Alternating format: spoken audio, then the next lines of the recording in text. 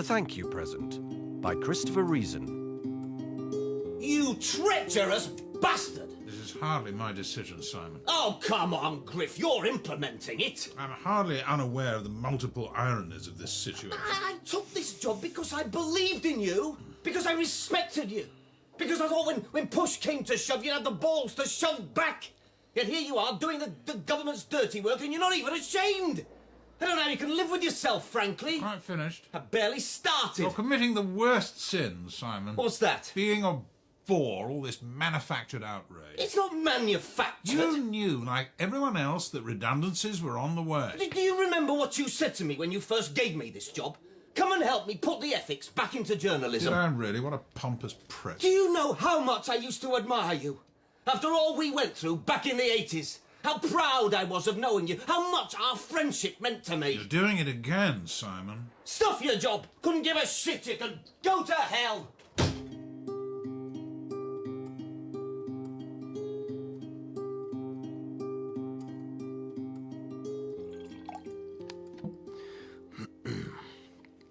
Here's the rule. If you want to talk about the Griff, you have to have a drink.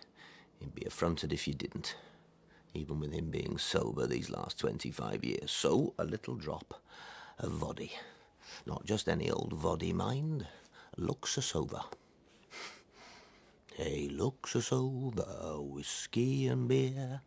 Life soon is over, so drink it while it's here. Polish, 80% proof, rocket fuel. Cheers.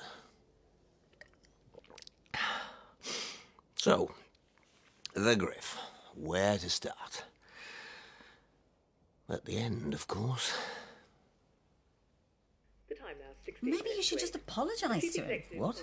Me apologise to Griff? I'm only thinking about last time and the time before that. You'll sulk for months, be all resentful and moody. No doubt take it out on me. He sacked me, Marcia. He made you redundant. Sacking's personal. Redundancy, you want a dozen, it's different. There's a principle involved here, Marcia. And what else could he have done? Well, he could have turned around to the Vice-Chancellor and said you can take your cuts and stuff them up your arse. And then what? Hold a sit-in? Better than just lying down and taking it. Simon. What? It's not 1968 and you're not at the LSE anymore. This isn't about me. I'm thinking about the department. I'm thinking about the students. This government... Oh, please. Not another this government conversation. This government is systematically setting out to destroy higher education. I've given the best part of 20 years to that place, and I'm damned if I'll stand by... All I'm saying is, eventually, you and Griff will make it up. Because you always do. Why go through 6 months of avoidable misery in between? You know what? If Griff was here now, I wouldn't be apologising to him. I'd be smacking him in the mouth. So mature. And for your information, I didn't even arrive at the LSE till 1974. I'm angry, Marcia, and I have a right to be. Please at least acknowledge that. Are you going to answer the door? Why me? Because it's your flat and I'm in my gym jams. Actually, the way I feel now, if I never saw Griff again, it'd be way too soon. He's your best mate, Simon. Not anymore. He's a collaborator. Oh. Simon? Phone? Morning. Parcel for you. Hang on, I got these too. All junk, I suppose. Don't knock junk mail. All that's keeping me in a job these days. Simon, it's your phone. Well, bring it here. I'm in my gym jam. Oh, for God's sake. Hang on. Hello? Yes, this is Simon Stokes. Yes, I know him. What about him? What? Simon, what is it? When? How? Oh, God. Simon, tell me. I'll just leave the parcel and the rest of the post on the side here, shall I? What? Sure. I saw him Friday afternoon. Simon, what's happened? Okay, I'll come straight away. Simon? Simon, for God's sake, tell me what's happened. I killed him, Marcia. No, you didn't. Now come here, your tie's wonky. I as good as told him to drop dead. You said yourself he didn't seem like a guy who was about to kill himself. loved him. I know you did. Now, come on. Be brave. We've just got to get through this next couple of hours.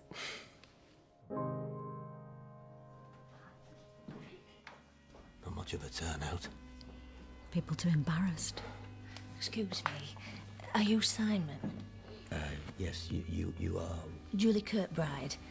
Are you and Mr. Griffiths' friend, right? Oh, yes, I suppose I was. I didn't know him very well. In fact, I only met him the once. But I still wanted to pay my respects.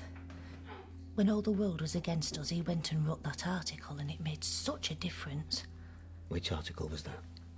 During the strike. Miners' strike. Oh, I remember now. Yeah, Julie Kirkbride, yes, of course. I think the way you were treated were proper appalling. It said in the paper he got a job teaching afterwards. That's right.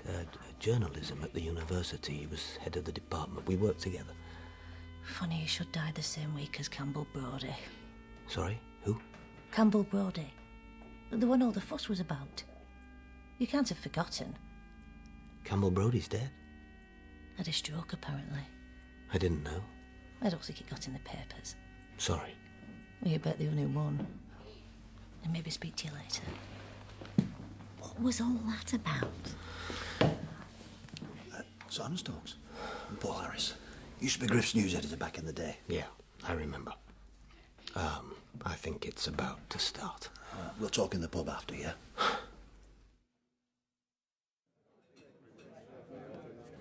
Because I've not seen him in God knows how long, but I couldn't not come.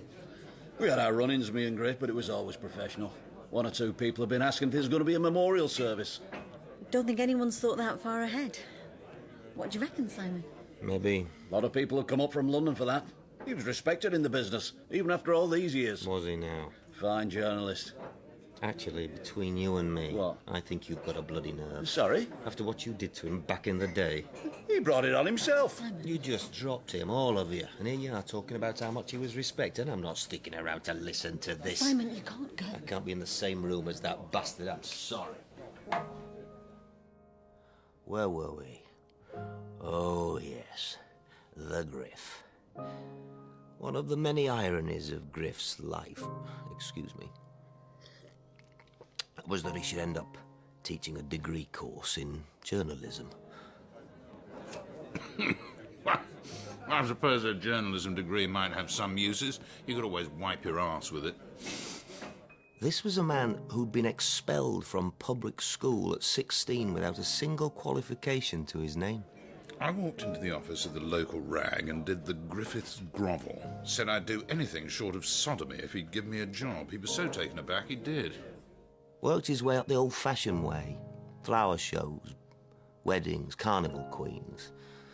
By the time I knew him, he was 30 and the top industrial correspondent in the country. I'll tell you about Fleet Street.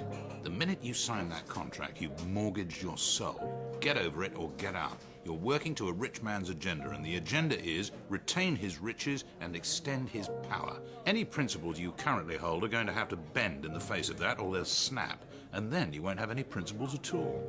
Wasn't blood ran through his veins, it was printer's ink. No mobiles in them days, no email, no internet. Didn't need them.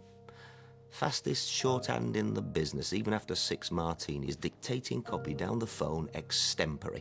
Perfect sentences, perfect paragraphs, words like diamonds. The man was a genius. So how does he end up pushing paper in Epoxy Polytechnic? I say Polytechnic. One wave of the wand and it's a university, but Griff knew what he'd been. How high he might have flown and how low he had to sink. So how come? Ask Rachel, wherever she is. Whoever she is. It was a token of appreciation, Griff, for services rendered. A thank you present, if you like. I say Rachel. We never did know her real name. It was the 14th of May, 1984, Mansfield, the big demo. 40,000 angry miners. You never heard anything like it. Part of me quite relishes the idea of being down there with them. But I could no sooner commit to a political cause than I could a woman. You were committed to what's-her-face, weren't you? Up until the moment she started asking if I loved her. Politics and women have this in common. They both make far too many demands. Fact is, I've never told any woman I loved her. Too much of a surrender of sovereignty. If only they were united, they might stand a chance. As it is, they're not, and so they don't. Fancy a nip? Ooh, a bit early for me. It's a bit late for me. So what are we going to write about this lot today? It's a very impressive demonstration, the sheer numbers alone. Take a tip. Don't waste your time. Unless there's fisticuffs, of course, and then we're in business. Call not dull. Support the miners. Defeat the scabs. Call not dull. Victory to the miners. Nice coat. You can run to a fiver, I bet. Come on. It's not like you can't afford it. I want at least a fiver from both of you. Cough up. We're press. We must be seen to be neutral at all times. Chris, neutral? Are you having a laugh? Some of us are actually on your side, in theory at least. Piss off. Listen, if I really thought you stood a chance of overthrowing this government, I'd be half inclined to join you on the picket line. So cough up. Less gas, more brass. But the sad fact is you're fighting this battle on ground dictated by your enemy, and given that, you will lose. There's 40,000 people here today say different. In Mansfield. How can Nottinghamshire carry on scabbing after this? If you were fighting just the coal board, you might be right. Only you're not. You're fighting the state. And there are few things more ruthless or less scrupulous than the state when it's got a strop on. We know what we're up against. I don't think you do. That's the point. If I were to give a fiver now, I wouldn't be doing you a favour. I'd just be prolonging the agony. Why would I want you to suffer more than is strictly necessary? What a load of self-serving bollocks. Is this lady bothering you, sir? No, it's all right. Get out now, clear off and take your bucket with you. It was one of those encounters you had all the time back then, wouldn't have given it a second thought. But then, that night... Absolutely I would. With Margaret Thatcher? Like a pig up a ginnel, as they say in York. Why? The look on your face for a start, and to say I had. I mean, that's a story, isn't it? My night of passion with the Iron Lady. Stick that on the cover of your memoirs and you can think about putting your feet up. See, you're warming to the idea. Maybe we could organise a threesome. Not in a million years. With Dennis taking the photographs. Call not call. Support the miners. Answer the question. Margaret Thatcher, why? Had you received the benefit of a public school education, dear Simon, you wouldn't even need to be asking that question. Call not dull. Support the miners. Oh, well, hello. Again. All right, you two. The press. Come on, cough up. I'm not letting you get away with it this time. Perhaps first you could arbitrate in a little dispute I'm having with Simon here. I've a trifle recklessly acknowledged a certain predilection for strong-willed women. You're pissed. The question still remains. He's talking about having sex with Margaret Thatcher. Oh, please. The image, the voice, the hair, the shoulder pads, all designed, whether consciously or not, to evoke a certain sadomasochistic terror stroke sexual enslavement in any red-blooded man she encounters. You speak for yourself, mate. Did you ever see 101 Dalmatians? Can I have been entirely alone in wanting to drown the puppies and climb into bed with Cruella de Vil? That's the spell Margaret Thatcher casts. Is this supposed to be funny? Everyone has weaknesses of which they're ashamed, and Maggie, the vampish Valkyrie, complete with leather corset and a whip, is one of mine. Not necessarily in the top three, but it's there or thereabouts. You are revolting and a bit sad. Oh, come on. You wouldn't be It's just a bit talking of about fun. her like that if she was a man. Argue with her politics, fine, but don't give me that sexist shite. It's pathetic. Ouch. Touche. This isn't just a class struggle. If you were doing your job, you'd know it's as much about women as it is men. So you're a feminist? Yes, I bloody well The am. dungarees should have been a clue. Oh, you can quit with this patronising bollocks while you're at it. Listen, we're on the same side. I'm a feminist, too. Like hell you are. Just because you once read an article in Spare Rib about Simone de Beauvoir... You what? Listen, I'd probably read most of the major feminist thinkers before you even inserted your first Tampax. What did you just say? It's just a statement of fact. Screw you!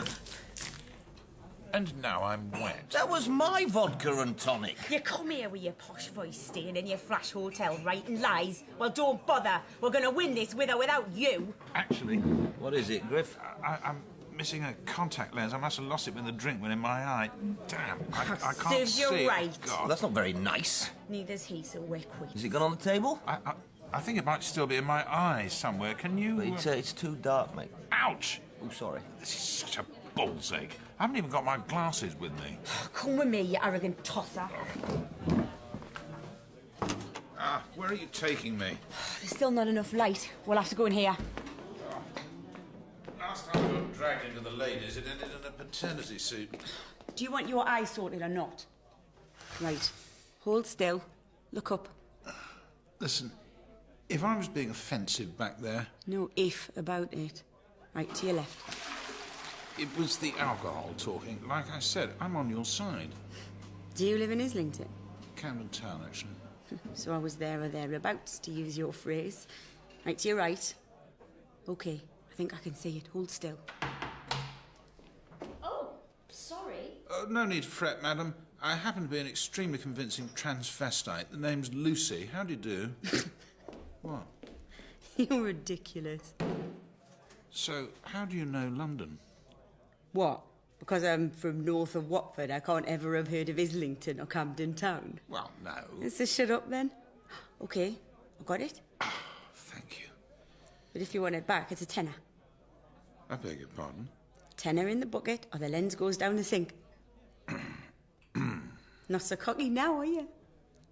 I don't suppose I could have a receipt. It's just that I have an expense account. I'm going to count to 5. 1... All right, you win. Tell me something. What's your name? Why do you want to know? You'll take it the wrong way. Try me.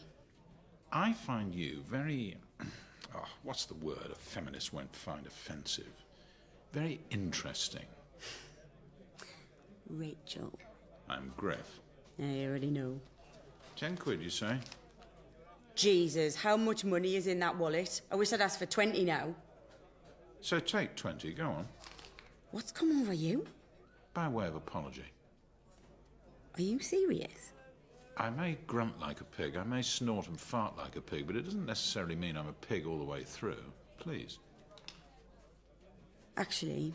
What? You say you're a journalist? For my sins. If I was to give you a story, a real stonker of a story, would you be prepared to print it?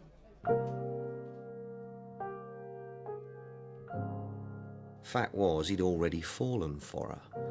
Griff was a sucker for any woman with the balls to take him on, and she certainly had balls. Oh, go away, whoever you are. Simon, I know you're in. I can see the light under the door. What do you want? For God's sake, will you just open up? I'm busy. I'm not going anywhere. Let me in. Oh.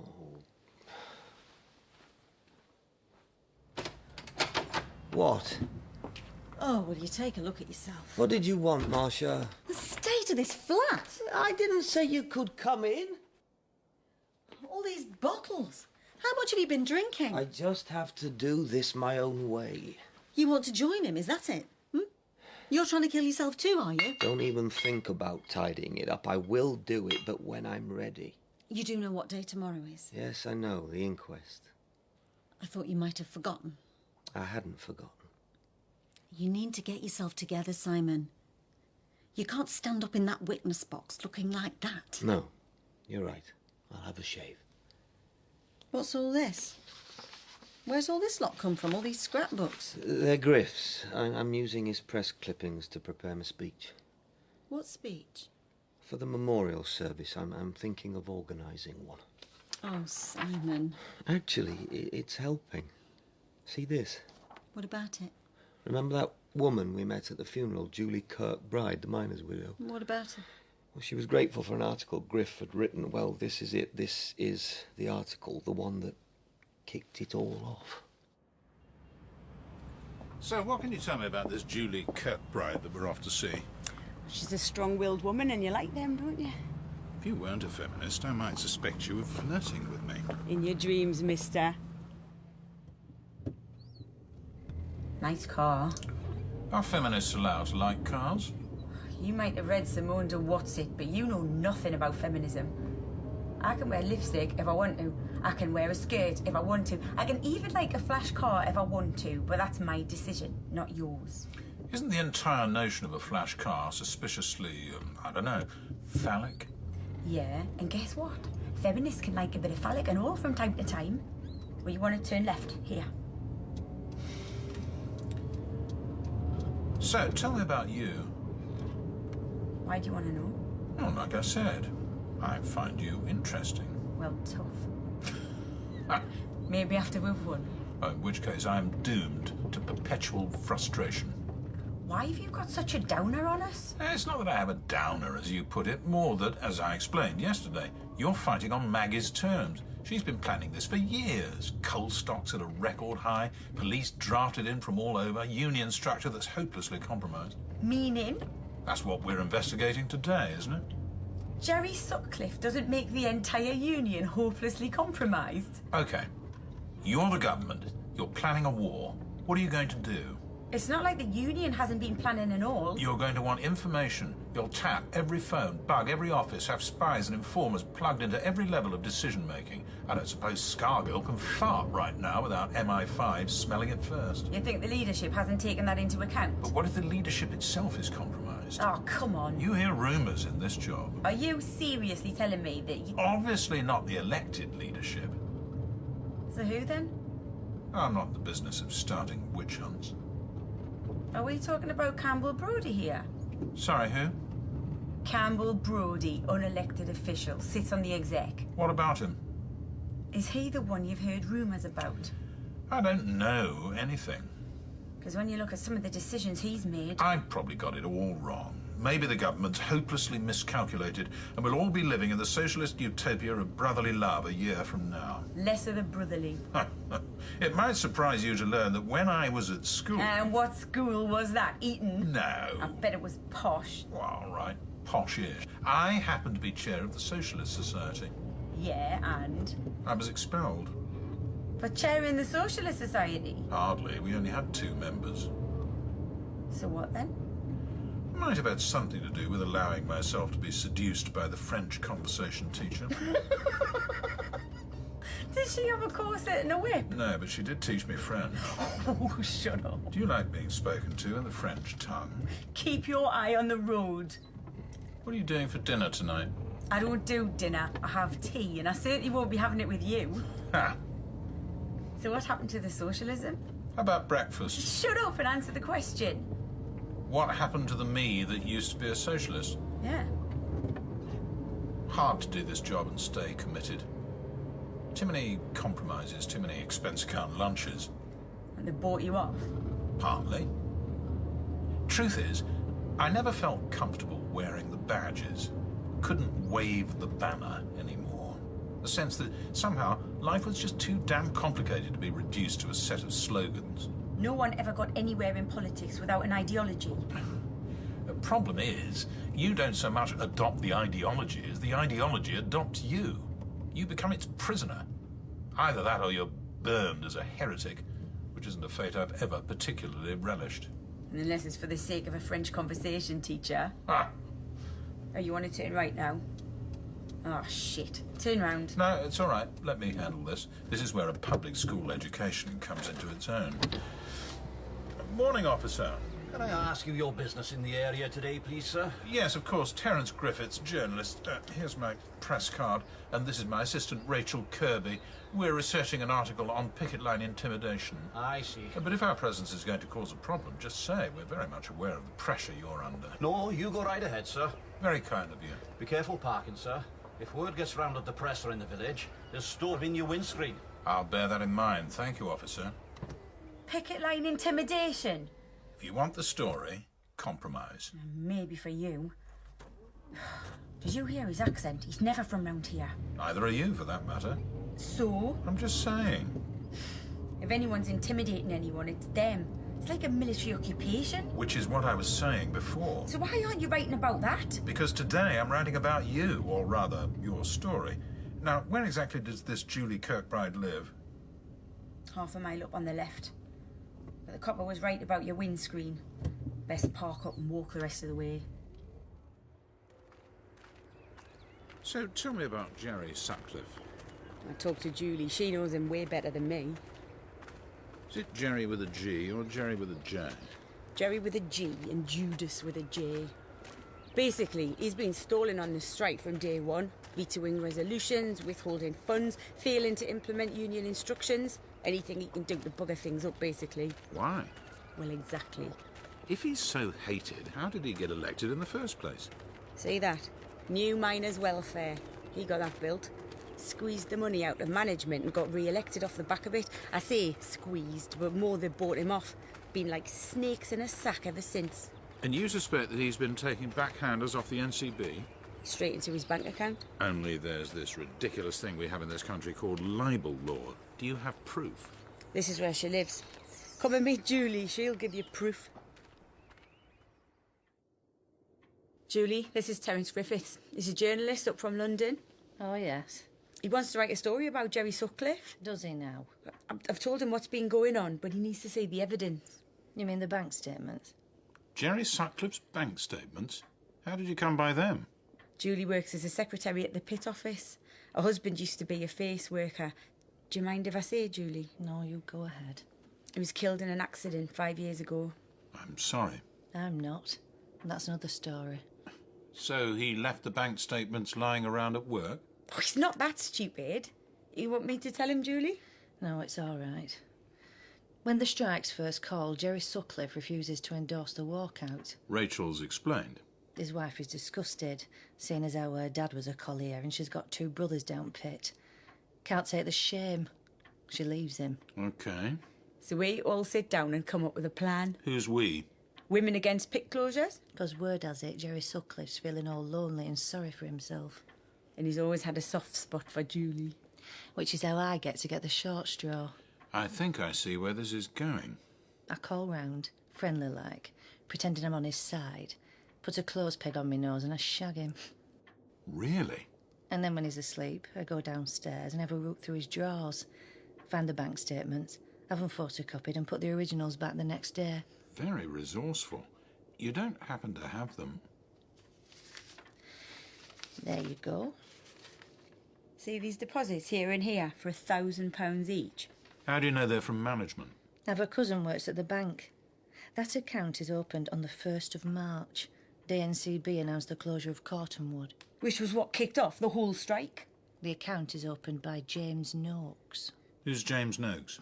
Calls himself a journalist and he doesn't know who James Noakes is. Write that down. James Noakes is very well known around here. He's local area manager for the National Coal Board. Only Paul Harris didn't want to know. Who's Paul Harris? He was at the funeral. The one I had a row with at the wake.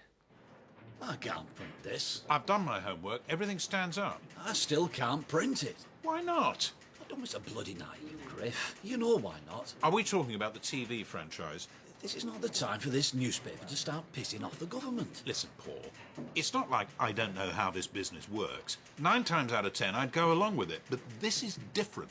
The most important industrial dispute in a generation. Here's proof of the back-to-work movement being financed through the back door by management, and you don't want to print it? You've got one instance, Griff. Who's being naive now? I can't print it. Please, don't make me stoop to anything so vulgar as blackmail, Paul. Griff knew where all the bodies were buried, you see. And Paul Harris knew he knew. So this was the compromise, tucked away on page 5. Did it not get picked up? No. A couple of weeks and it's all forgotten about, except by her, Rachel. She didn't forget about it.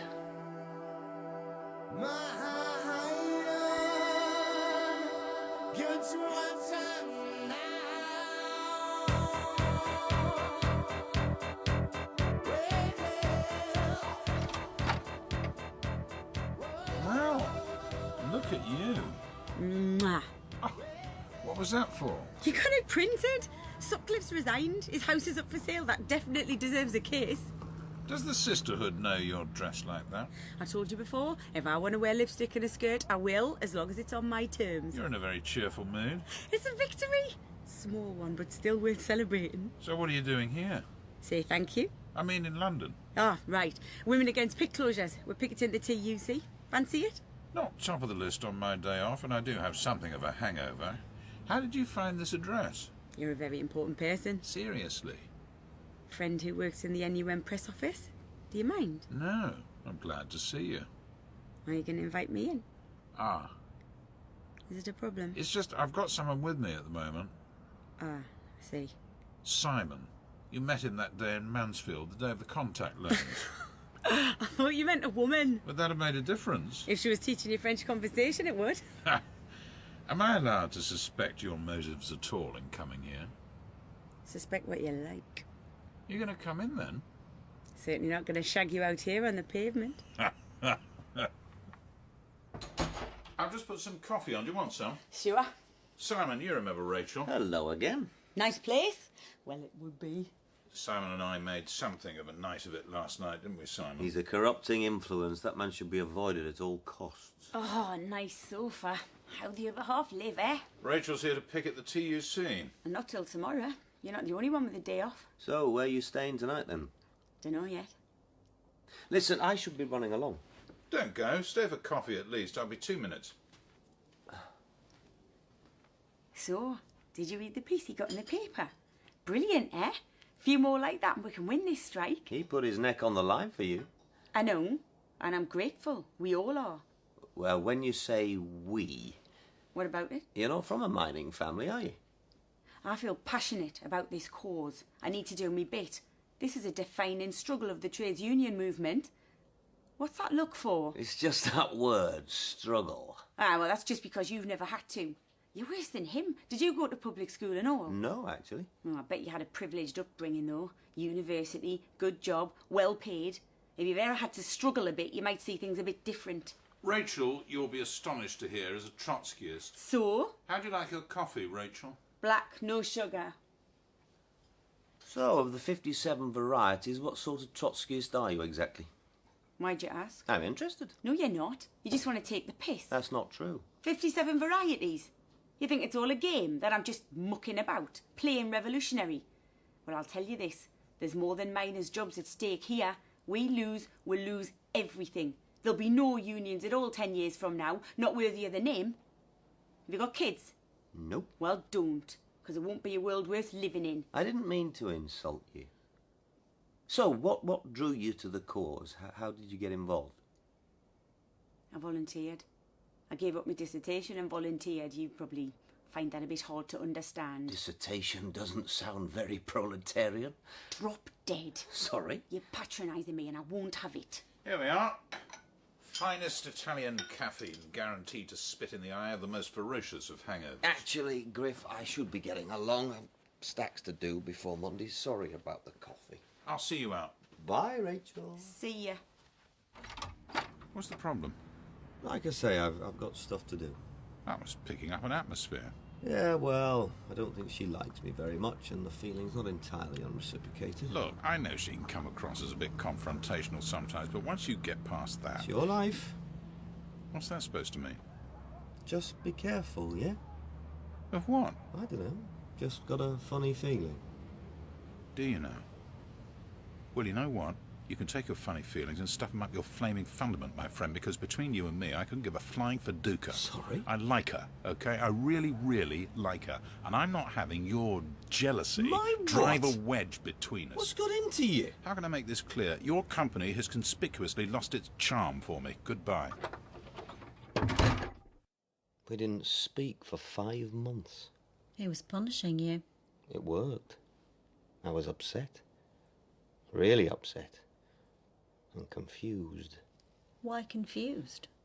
Not like this was the first time. Women were always throwing themselves at Griff, but this was different.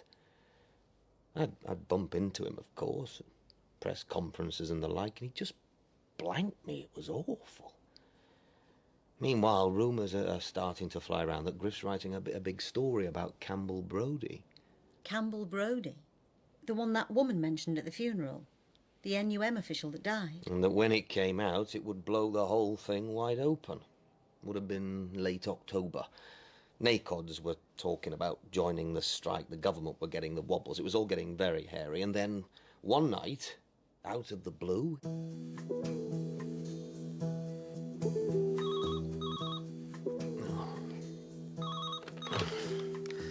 Hello? Simon, it's me. Griff? I want you to get in a cab and come over.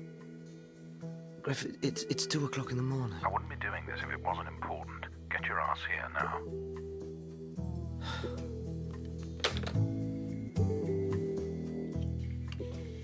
I need your help. Griff? I know what you're going to say, but there's no time for that. So can we just skip it? What's this about? Campbell Brodie. What about him? He's an MI5 mole. What? He's sitting on that executive, and every word that's said is with the Cabinet Committee by lunchtime. How do you know? Look at the evidence. The donation from the Czech miners, the one all the fuss was about, Campbell Brodie. The negotiations that were going to happen but then didn't, Campbell Brodie. The funds that were supposed to be hidden away in a foreign bank account but weren't, Campbell Brodie. And I could go on. That's all circumstantial. Okay. Take a look at this. It's blurred because of the telephoto, but the guy in the passenger seat is Campbell Brodie. The guy on the driver's side is Ian McBride. Who's Ian McBride? Officially, a pen pusher in the MOD. Unofficially, an MI5 officer with special responsibility for sticking it to the NUM. Where was this taken? Leicester Forest East service station yesterday morning. And who took it? Griff? Rachel. What? I wouldn't have had this story without her. Griff! All summer, we got nowhere. But then last week, she got a tip-off and started tailing him. This is the result. If this comes out on the back of a yes vote from NACODs, the government will be blown out of the water. And since when were you in the business of blowing governments out of the water? If I live to be 100, I'll never get a bigger story than That this. wasn't the question. I couldn't live with myself and not follow this up. So? What do you want me to do? My news editor isn't going to want to touch this. Why not? Oh, The TV franchise. that, and the fact that old Fatso is invited over to Checkers every other weekend. But if I tell Harris your lot have got the story too... What? He wouldn't have any choice. He'd have to go with it. I don't know. Oh, come on. It's one photograph. Simon.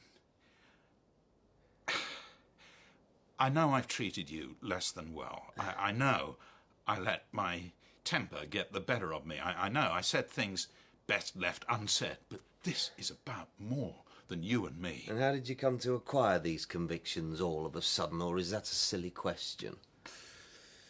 You'll probably laugh at this, but she's actually taught me one or two things about moral courage. She should be completing her PhD around now. Instead, she's taken a year off to fight for something she believes in. When have either of us done anything like that? Don't make me beg, Simon.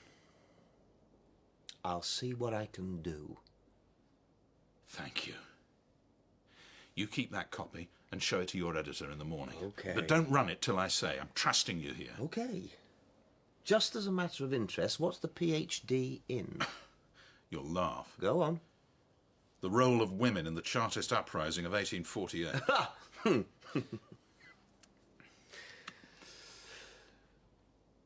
Are we mates? Yes, Griff. Of course we're mates. This is the big one, Simon. This is going to change our lives forever. He was right about that, but not in the way either of us was expecting.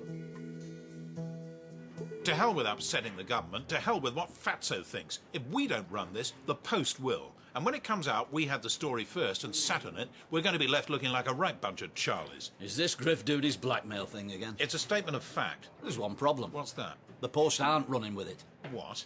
And I want to know why you've been lying your bloody head off to me. I beg your pardon. I phoned Dickie Hurst over at the Post after you came to me earlier on. And? And the story don't stand up. You've seen the photograph. And I know how he got it too, because you gave it him. Or rather, you spoke to Simon Stokes and told him to give it him. You've been playing me, Griff, and it don't go down too well. It's there in black and white. This bird you've been hanging round with. She's not a bird. This Trotskyist. What's that got to do with it? Just about everything. My senior industrial correspondent taking stories off a trot. Give me a break. I will stake my career on this story being true. Well, that was a bad move, Griff, because you just lost. Nothing personal, me old son, but you're fired. What? This isn't me. Comes from the top. Fine. I'll take it elsewhere. Why do you think the Post spiked it? Same reason as you, I imagine. They spiked it because it's a load of old pony. Talk to Simon Stokes, he'll tell you. Like I say, I'd had a feeling about it from the word go. Couldn't put my finger on it. So after I'd taken the story to my boss, I thought I'd better do a bit of looking up. Griff was waiting for me in the lobby as I came out of the building. You spineless bastard. I've been trying to phone you. I left about 6 messages on your machine. You promised me, Simon. I know what I promised. I've just been bloody sacked. I know, it's all over Fleet Street, mate. Listen, I've got something to tell you, but not here. Can we go to the club?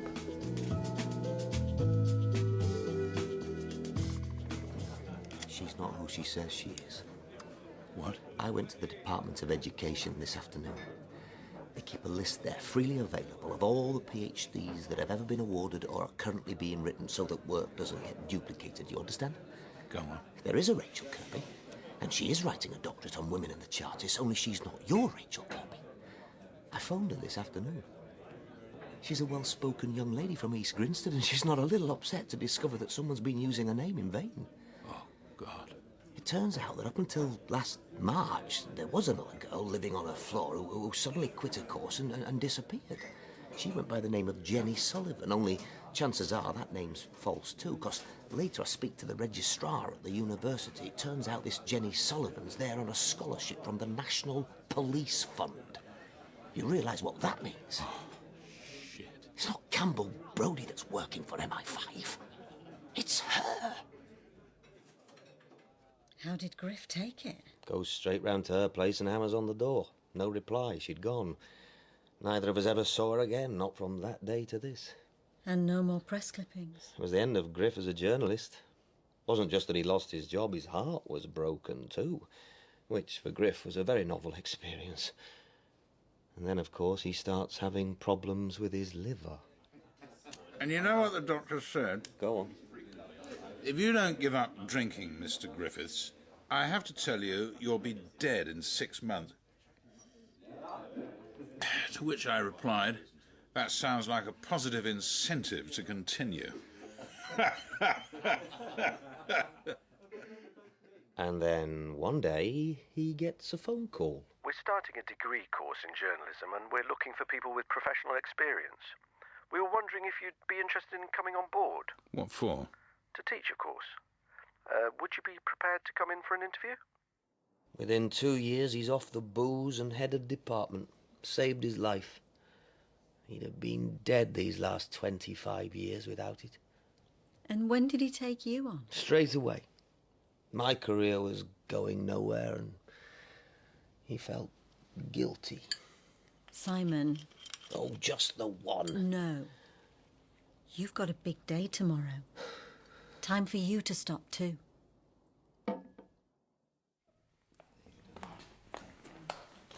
All manner of persons who can give evidence on behalf of our Sovereign Lady the Queen in this court before the Queen's coroner at the inquest now to be taken, draw near and give your attendance. All rise. This is the resumed hearing of an inquest into the death of Terence Griffiths, aged 58, found dead at his home on the 24th of June this year. Before we begin, I must stress that this court is not in the business of assigning guilt or blame. We are here simply to ascertain the cause of Terence's death. I appreciate that this might be a painful procedure for those of you who loved Terence, so if at any stage there's anything you don't understand or if you have any questions, please feel free to raise a hand. Yes? This might sound pedantic, but nobody called him Terence. His name was Griff. That's how everybody knew. Is everyone happy with that? And he wasn't 58. He was 57. He'd have been 58 tomorrow. Can we check and make a note, please? And you are? Simon Stokes. Are you a relative of the deceased? He was my friend, my very best friend. So having sought guidance from a senior officer, PC Jenkins broke the door down and we entered the living room to find the deceased on the sofa. He'd clearly been dead for some time. Can you say anything more about the state of the flat? There was an empty 1-litre vodka bottle in a glass on the floor by the sofa, along with an empty press-out pack of paracetamol. We bagged said items as evidence. But no note? And no phone either. Mr. Griffiths certainly had one, but a thorough search failed to reveal it and it hasn't turned up subsequently. Anything else that came to your attention? There were scrapbooks, 8 or 9 of them. Scrapbooks? Of press clippings. The deceased had once been a journalist, I understand. I was angry with him. It's all right, Mr. Stokes. Take your time. Why were you angry with him? He was making me and 3 of my colleagues redundant. I saw it as a betrayal, and I said a lot of hurtful things which I now deeply regret. Was there anything in his response that would lead you to think Mr. Griffiths, Griff, was in any way suicidal? Mr. Stokes? No, not really. But Griff was never one to give away his feelings. All I know is I said all those dreadful things, and then the next thing I hear, he's dead.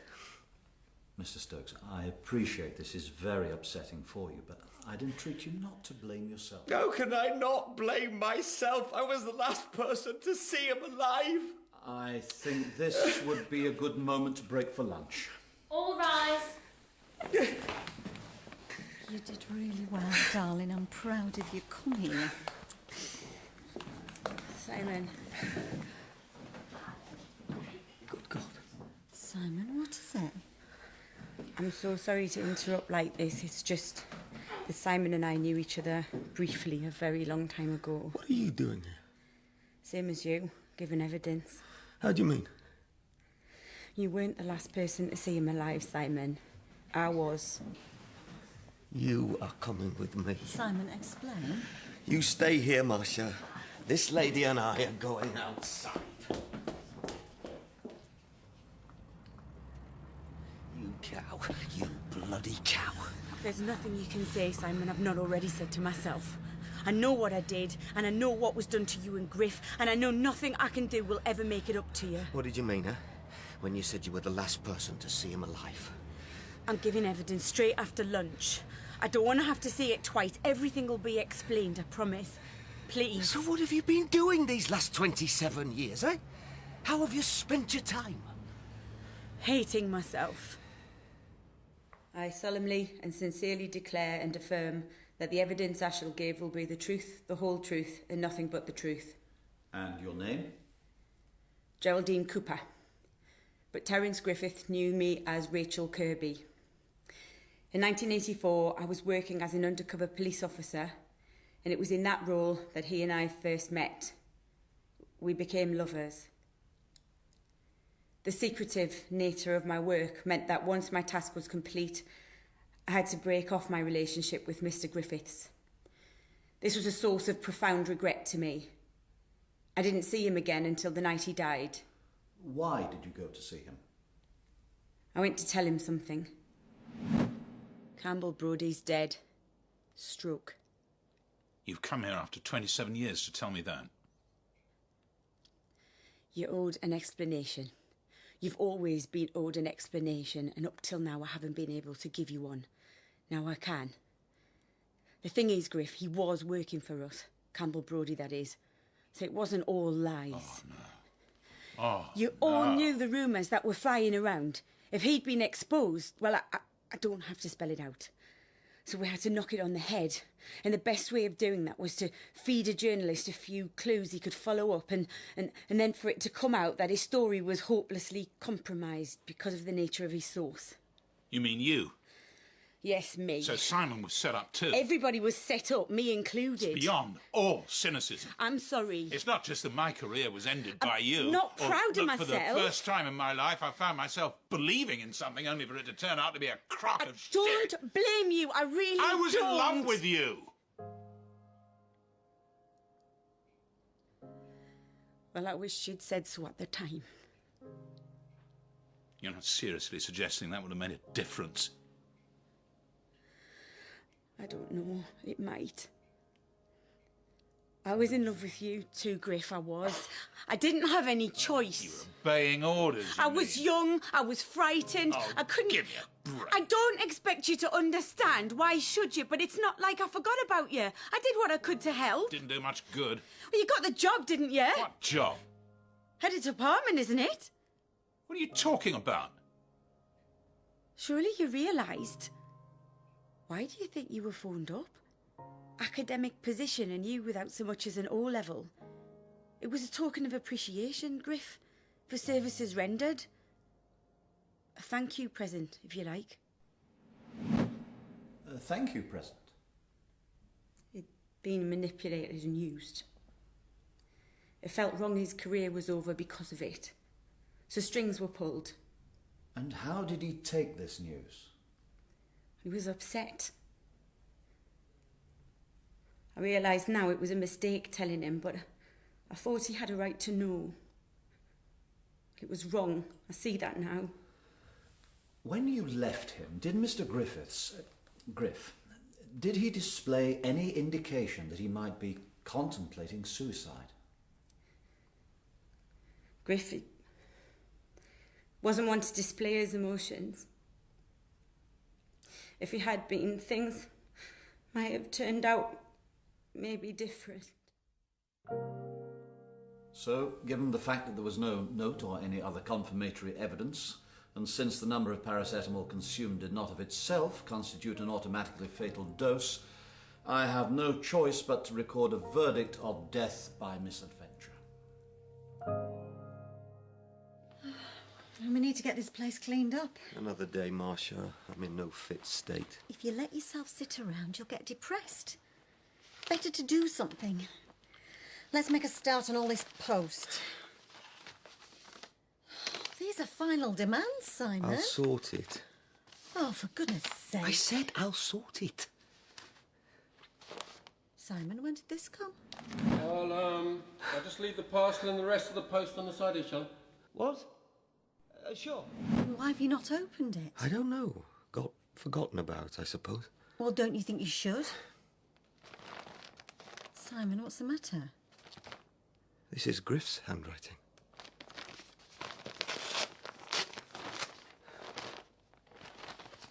Simon? My God. Why would he send you his phone? I don't know. Is there a note with it? Just the phone. Are you going to switch it on? I don't get it. It's saying there's a voice memo. Hello, me old mucker. The Griff here. By the time you get this, you'll have already heard, so it shouldn't be too much of a shock. I was going to write a note, but at this crucial time, my powers of literary expression have seen fit to desert me, so this feels like, I don't know, a more personal way of putting it. I've got a bottle of voddy here, like meeting up with a long-lost friend.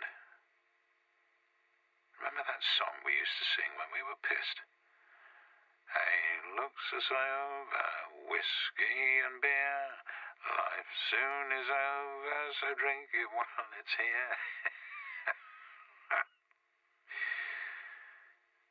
Probably a million things I ought to say, but the task feels a little too daunting, so I'll confine it to this. I love you, mate. Best friend I ever had.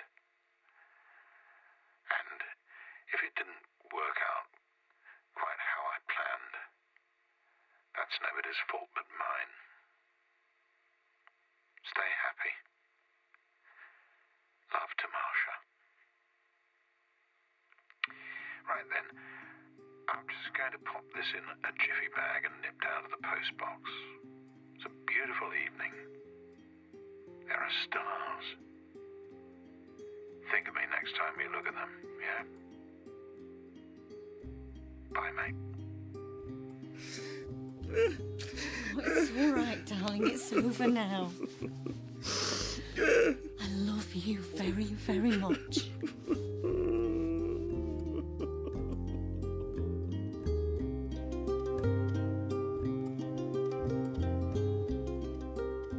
In the thank you present, Griff was played by Roger Allam, Simon by Rhys Dinsdale, and Rachel by Tracy Whitwell. Marcia was played by Deborah McAndrew, Julie by Lisa Allen, and Harris by Russell Richardson. The thank you present was written by Christopher Reason and produced in Manchester by Gary Brown.